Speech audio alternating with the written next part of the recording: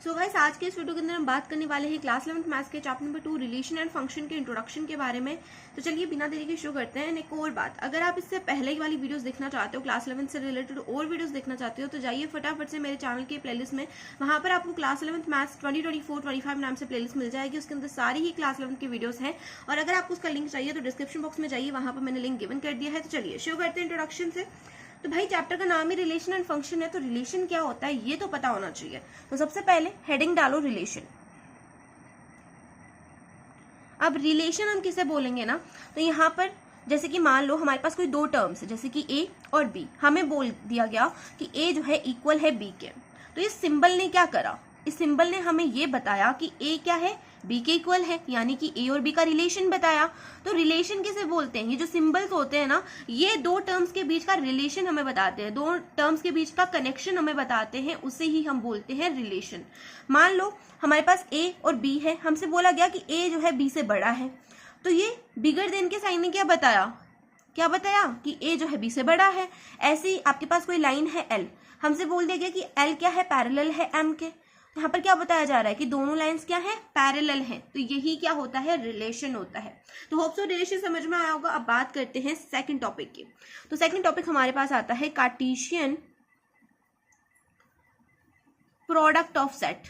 क्या आता है, कार्टेशियन प्रोडक्ट ऑफ सेट। अब कार्टेशियन प्रोडक्ट ऑफ सेट क्या होता है भाई, तो देखो सबसे पहले तो सेट क्या होता है ये भी पता होना चाहिए। तो मैंने चैप्टर नंबर 1 में आपको समझाया था कि सेट क्या होता है। नहीं पता तो मैं बता दूं कि सेट क्या होता है ना, सेट को जो है हम कैपिटल लेटर से डिनोट करते हैं, मतलब इंग्लिश अल्फाबेट के बड़े लेटर से डिनोट करते हैं।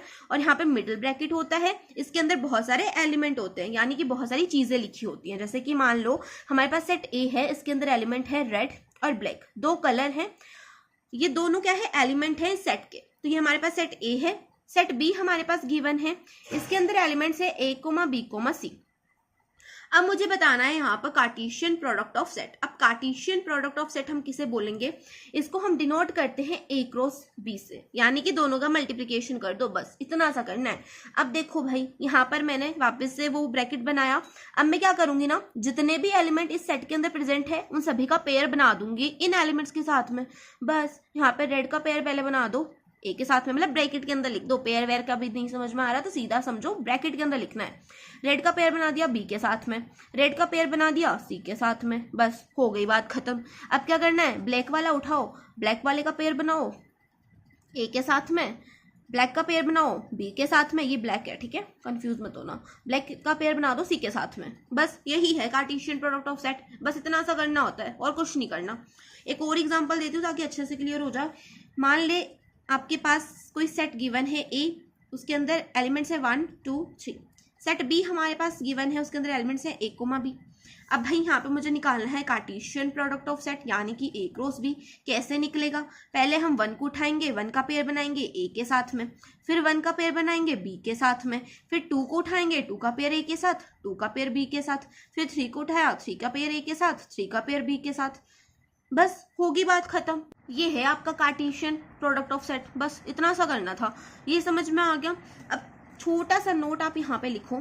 तो देखो भाई, अगर हमसे कहीं पे पूछ ले कि नंबर ऑफ एलिमेंट्स बता दो कार्टेशियन प्रोडक्ट ऑफ सेट में कितने हैं, नंबर ऑफ एलिमेंट पूछ ले कार्टेशियन के, कार्टेशियन प्रोडक्ट है, तो कैसे बताते हैं। देखो सबसे पहले हम क्या करेंगे ना, number of element, Cartesian product of set के नंबर ऑफ एलिमेंट निकालने हो तो हम क्या करते हैं, number of element in set A into में number of element in set B कर देते हैं।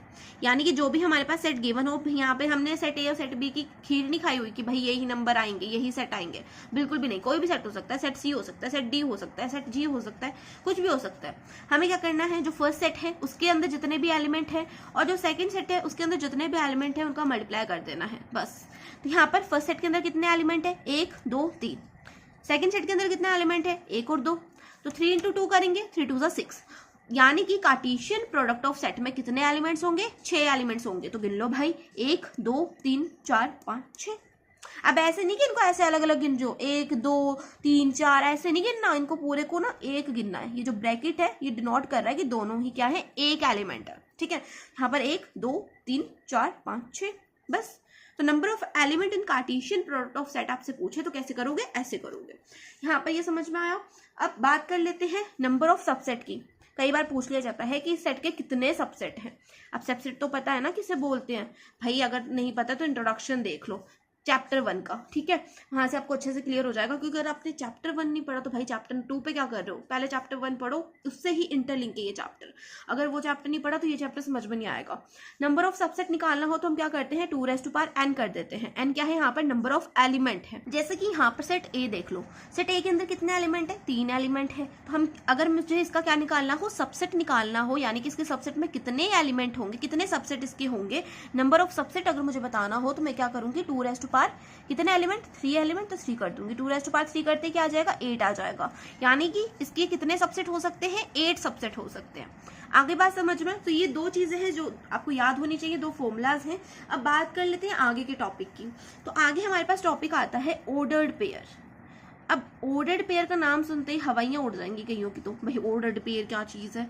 तो भाई कुछ नहीं है, कार्टेशियन प्रोडक्ट को ही हम ऑर्डर्ड पेयर बोलते हैं। कार्टेशियन प्रोडक्ट को ही ऑर्डर्ड पेयर बोलते हैं, यानी कि जो इसमें करा वही इसमें करेंगे। इसकी छोटी सी डेफिनेशन है वो लिखवा देती हूँ। तो किसे बोलेंगे ordered pair, a pair formed by A and B set is called ordered pair। क्या बोला मैंने, जैसे कि अभी मैं बताती हूँ आपको ऑर्डर पेयर। देखो जैसे कि हमने यहाँ पे क्या करा था, हमारे पास सेट ए था, सेट बी था। इन्होंने दोनों ने क्या करा, जब हमने कार्टेशियन प्रोडक्ट निकाला तो इन दोनों ने क्या करा, पेयर बनाए। ये जो ब्रैकेट के अंदर लिखे हुए हैं ना, रेड ने ए के साथ पेयर बनाया, तो ये क्या है, इन्होंने पेयर बनाए हैं। रेड ने बी के साथ पेयर बनाया, तो ये जो पेयर बनाने की जो प्रोसेस है ना, उसी को बोलते हैं ऑर्डर्ड पेयर। यानी कि जो पेयर बना रहे हैं इनको क्या बोलते हैं, ऑर्डर्ड पेयर बोलते हैं। ठीक है, यहाँ पर ऑर्डर्ड पेयर समझ में आ गया। अब बात कर लेते हैं एरो डायग्राम की। तो एरो डायग्राम सबसे इंपॉर्टेंट टॉपिक है, कि आपका क्लास 12th में भी आने वाला है, तो इसको अच्छे से करना। एरो डायग्राम, अब एरो डायग्राम बनाते कैसे ये मैं आपको बताती हूँ। सबसे पहले तो देखो हमारे पास मान लो कि हमारे पास कोई रिलेशन है। रिलेशन हमने ऊपर ही पढ़ा था, यहाँ पे मैं बता रही हूँ कि हमारे पास कोई रिलेशन है। ठीक है, रिलेशन हमें क्या गिवन है, x, y such that sum of x and y is even. X और वाई का सम क्या है, इवन है। अब इवन क्या होता है वो भी मैं बताऊंगी, पहले देखो यहाँ पे। और एक्स क्या कर रहा है, बिलोंग कर रहा है ए को, और वाई क्या कर रहा है, बिलोंग कर रहा है बी को। ठीक है, अब देखो, अब यहाँ पर इवन है। इवन का मतलब क्या हुआ, मतलब कि वो 2 हो सकता है, 4 हो सकता है, 6 हो सकता है, 8 हो सकता है। कहने का मतलब है कि 2 की टेबल में जितने भी नंबर आएंगे वो सारे इवन होते हैं। तो यहाँ पर एक्स और वाई का सम क्या है, एक इवन नंबर है। ठीक है, तो यहाँ पर देखो भाई हम क्या करेंगे, मान लो कि ये हमारे पास कोई सेट है। ठीक है, ये हमारे पास सेट ए है। उसने बोला ना कि एक्स सेट ए में से बिलोंग कर रहा है और वाई सेट बी में से बिलोंग कर रहा है, तो इसको आप सेट ए मान लो। ये क्या है, ये सेट बी है। ठीक है, ये सेट बी है। अब सेट ए के अंदर एलिमेंट्स मान लो क्या क्या है, 1 2 3 और 4 है। सेट बी के अंदर एलिमेंट्स क्या क्या है, 4 5 6 8। ठीक है, अब यहाँ पर उसने क्या बोला कि जो एक्स और वाई का सम होगा ना, वो क्या होगा, इवन नंबर होगा। क्या होगा, इवन नंबर होगा। तो कर लो भाई सम। ये क्या है, ये आपके एक्स वाले एलिमेंट्स है, इसके अंदर सारे ही एक्स है, इसके अंदर सारे ही वाई है। अभी तो बोला भाई X belongs to A, X A में से निकलेगा। तो ए क्या है, ये सेट ए है, तो इसमें सारे के सारे क्या है, एक्स है। ये क्या है, सेट बी है, तो इसमें सारे के सारे क्या है, वाई है। तो एक्स और वाई का सम क्या होना चाहिए, इवन होना चाहिए। तो 1 में मैं क्या ऐड करूं कि एक इवन नंबर आ जाए। तो अगर मैं 1 में 5 ऐड करूंगी तो मेरे पास क्या आएगा, 1 + 5 क्या होता है, 6 होता है कि नहीं होता। और 6 एक इवन नंबर है। अब 2 में मैं क्या ऐड करूं कि मेरे पास इवन नंबर आ जाए। तो 2 में 4 ऐड कर दूं, आ गया इवन नंबर, है ना। अब 2 में मैं कुछ और भी ऐड कर सकती हूँ, जैसे कि अगर मैं 2 में 6 ऐड कर दूं तो 8 आ जाएगा, है ना। 3 में मैं क्या ऐड करूं कि मेरे पास इवन नंबर आए, तो 3 में 5 ऐड करूंगी तो इवन नंबर आएगा। 4 में क्या ऐड करूं कि मेरे पास इवन नंबर आ जाए, तो जैसे कि आप 4 में 6 ऐड करोगे तब भी इवन नंबर ही आएगा। 4 में 8 ऐड करोगे तब भी इवन नंबर आएगा। 4 में 4 ऐड करोगे तब भी इवन नंबर आएगा। ऐसे 2 में आप 8 ऐड कर दोगे तब भी इवन नंबर ही आएगा, है ना। तो ये हमारे पास बन जाएगा एरो डायग्राम। ये जो हमने काटापीटी करी है ना, इसको एरो डायग्राम बोलते हैं। ठीक है, आगे बात समझ में, एरो डायग्राम किसे बोलते हैं। तो यहाँ पर ये बन गया आपका एरो डायग्राम। अब अगर मैं यहाँ पर रिलेशन लिखूं, यानी कि किसने किसके साथ पेयर बनाया, तो लिख देते हैं भाई 1 ने पेयर बनाया 5 के साथ में, लिखो 1, 5। 1 ने किसी और के साथ तो पेयर नहीं बनाया ना, बिल्कुल नहीं बनाया। अब 2 ने किस किस के साथ बनाया, 2 ने बनाया पहले तो 4 के साथ में, 2,4 लिखो। 2 ने 6 के साथ भी बनाया, 2,6 भी लिख दो। 2 ने 8 के साथ भी बनाया, 2,8 भी लिख दो। अब 3 की बात करते हैं। 3 ने किसके साथ बनाया, 3 ने बनाया 5 के साथ, तो 3,5 लिख दिया। 4 ने किस किस के साथ बनाया, 4 ने बनाया 4 के साथ, 4,4। और 4 ने जो है 6 के साथ भी बनाया था, 4,6। और 4 ने 8 के साथ भी बना दिया, तो 4,8। तो ये जो हमारा रिलेशन आया है ना, इससे हम एरो डायग्राम भी बना सकते हैं और एरो डायग्राम से हम रिलेशन भी लिख सकते हैं। नहीं लिख सकते क्या भाई, यहाँ पे हमें रिलेशन गिवन है, मान लो कि हमें यहाँ पे ये रिलेशन गिवन है, तो हमें इससे एरो डायग्राम बनाना है तो बना देंगे। 1 का पेयर 5 के साथ बन रहा है तो हम 1 का पेयर जो है 5 के साथ बना देंगे, 1 का एरो जो है 5 पे भेज देंगे।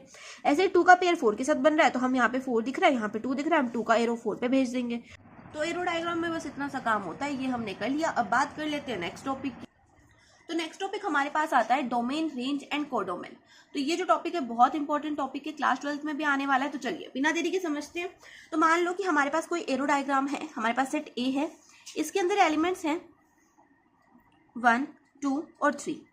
सेट बी हमारे पास है और इसके अंदर एलिमेंट्स हैं 2, 3, 4, 7। ठीक है, हमें बोला गया है कि 1 से एरो जा रहा है 2 के ऊपर, 2 से एरो जा रहा है 3 के ऊपर और 3 से एरो जा रहा है 4 के ऊपर, 3 से एरो जा रहा है 4 के ऊपर। अब यहाँ पर डोमेन किसे बोलेंगे, रेंज किसे बोलेंगे और कोडोमेन किसे बोलेंगे। तो सबसे पहले बात कर लेते हैं डोमेन की।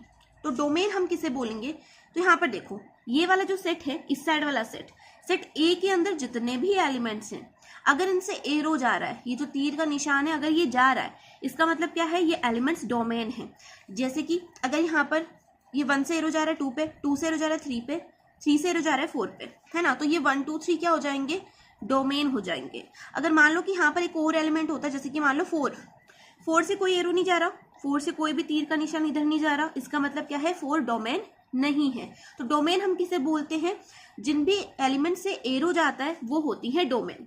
अब रेंज हम किसे बोलेंगे, रेंज की बात कर लेते हैं। रेंज हम किसे बोलेंगे, तो बी साइड वाला जो बी सेट है हमारा, देखो डोमेन के लिए हम सेट ए देखते हैं, रेंज के लिए सेट बी देखते हैं। तो रेंज हम किसे बोलेंगे, जितने भी एलिमेंट अगर यहाँ पे प्रेजेंट हैं, अगर उनके ऊपर एरो आ रहा है, अगर उनके ऊपर क्या आ रहा है, एरो आ रहा है, तो उनको हम बोलेंगे रेंज। जैसे कि यहाँ पे देखो 2, 3 और 4, इन तीनों के ऊपर एरो आ रहा है तो ये क्या हो जाएंगी, रेंज हो जाएंगी। 7 के ऊपर एरो नहीं आ रहा तो ये रेंज नहीं है। इधर डोमेन में हमने क्या करा था, जितने भी एलिमेंट्स अगर उनसे एरो जा रहा है तो वो डोमेन है, अगर नहीं जा रहा है तो डोमेन नहीं है। तो रेंज और डोमेन समझ में आ गया। बात कर लेते हैं कोडोमैन की। अब कोडोमैन किसे बोलेंगे, तो देखो सेट बी के अंदर जितने भी एलिमेंट प्रेजेंट हैं वो सब कोडोमैन होते हैं। यहाँ पर जितने भी एलिमेंट प्रेजेंट है वो सब क्या हो जाएंगे, कोडोमैन हो जाएंगे। तो 2, 3, 4, 7 क्या है, सारे के सारे कोडोमैन हैं। डोमेन समझ में आया, सेट ए के अंदर जितने भी एलिमेंट हैं अगर उनसे जो है एरो जा रहा है, यानी कि अगर उनकी इमेज बन रही है। अब ये एरो जाने का मतलब क्या है, अगर सेट ए से सेट बी में एरो जा रहा है, इसका मतलब क्या है, सेट ए की इमेज बन रही है सेट बी में। क्या बन रही है, इमेज बन रही है। तो यहाँ पर अगर इमेज बन रही है, सेट ए के एलिमेंट्स की अगर इमेज बन रही है सेट बी के अंदर, तो वो डोमेन में आएंगे। अगर यहाँ पर रेंज के अंदर जितने भी एलिमेंट सेट बी के अंदर प्रेजेंट है, अगर उनकी प्री इमेज बन रही है सेट ए के अंदर, अगर इनके ऊपर एरो आ रहा है तो इनके ऊपर जो एरो आ रहा है इसे बोलते हैं प्री इमेज। इन एलिमेंट्स के लिए ये एलिमेंट क्या है, इमेज है, और इन एलिमेंट्स के लिए ये वाले एलिमेंट्स क्या है, प्री इमेज है। तो अगर इन एलिमेंट्स की सभी एलिमेंट्स की प्री इमेजेस बन रही हैं तो वो क्या होंगे, रेंज होंगे। कोडोमैन, जितने भी एलिमेंट यहाँ पे प्रेजेंट है वो सारे के सारे कोडोमैन है। तो रेंज, कोडोमैन, डोमेन हमने यहाँ पे समझ लिया। अब बात कर लेते हैं फंक्शंस की। तो हमने यहाँ पर रिलेशन कंप्लीट कर लिया। अब बात करेंगे फंक्शन की, चैप्टर के सेकंड पार्ट की। अब फंक्शन हम किसे बोलेंगे, तो फटाफट से एक डेफिनेशन लिखो। A function is a relation from set A to set B if every element in set A has one and only one image in set B, then it is a function। क्या बोला मैंने, function हम किसे बोलेंगे, देखो हमारे पास दो set होंगे, सेट ए और सेट बी। अगर सेट ए के अंदर जितने भी एलिमेंट्स हैं उनसे सिर्फ एक एरो जा रहा है, यानी कि हर एक एलिमेंट की सिंगल इमेज बन रही है सेट बी के अंदर, तो हम क्या बोलेंगे, उसे एक फंक्शन बोलेंगे। तो एग्जांपल लेते हैं, मान लो कि हमारे पास सेट ए है, उसके अंदर एलिमेंट्स हैं 7, 8, 6। सेट बी हमारे पास है, उसके अंदर एलिमेंट्स हैं A, B, C। तो यहाँ पर 7 की इमेज है A, 8 की इमेज है B और 6 की इमेज है C।